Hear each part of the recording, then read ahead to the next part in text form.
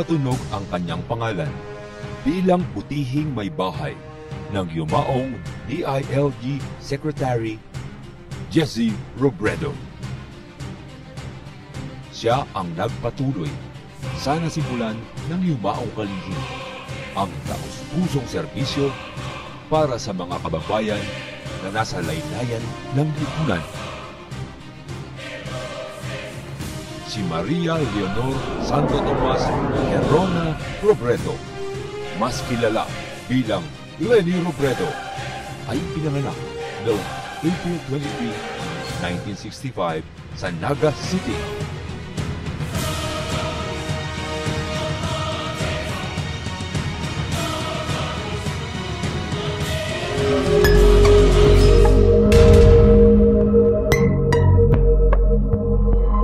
Siya ay nagtapos ng Bachelor of Arts in Economics sa Universidad ng Pilipinas, Diliman noong 1986.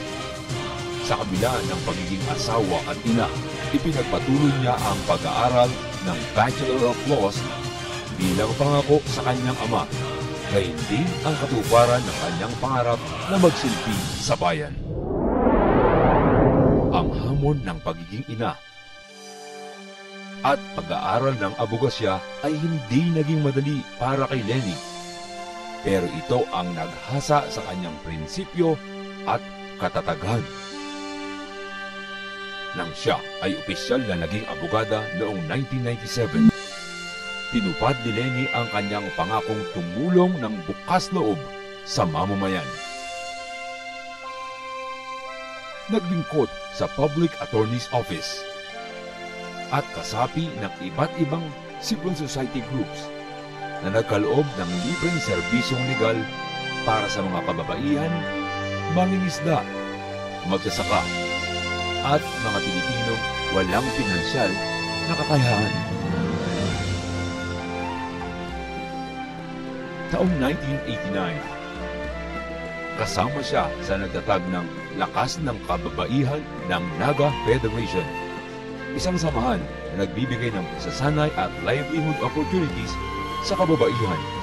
Noong 2007, siya ay naging coordinator ng Sentro ng Alternatibong Lingat Panligal o Saligan, isang organisasyon na ginagamit ang paralegal education para sa pagsulong at pagpapaunlad.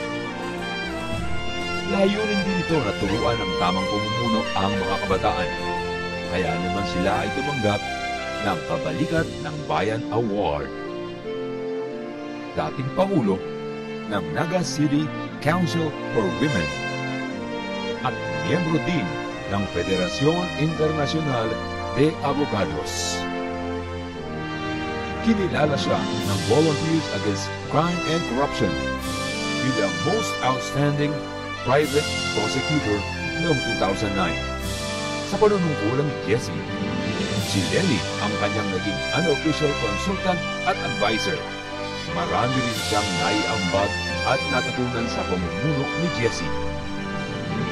Dala ni Leni ang mga aral na ito nang siya ay pumasok sa serbisyo publiko.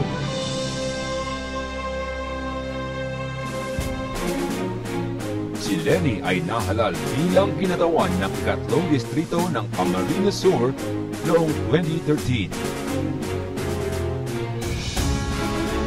Sa Kongreso, kasama sa mga panukalang batas na kanyang naipasa at sinusuportahan ay ang Anti-Discrimination Bill of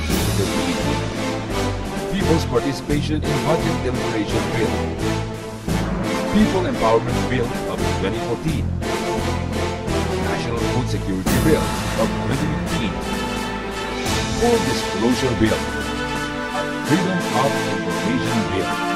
Aktibong miyembro din siya ng maraming importanteng komite.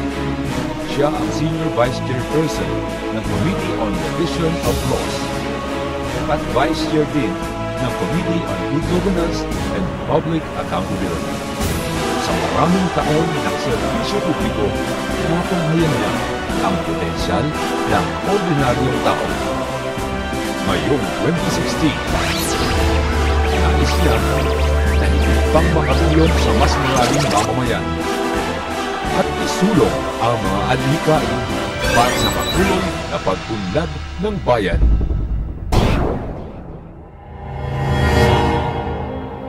Kaya't ang hamon ay kanyang inanggap. Ay kayang Maglilingkod ng buong puso, buong pananampalataya at buong tapat.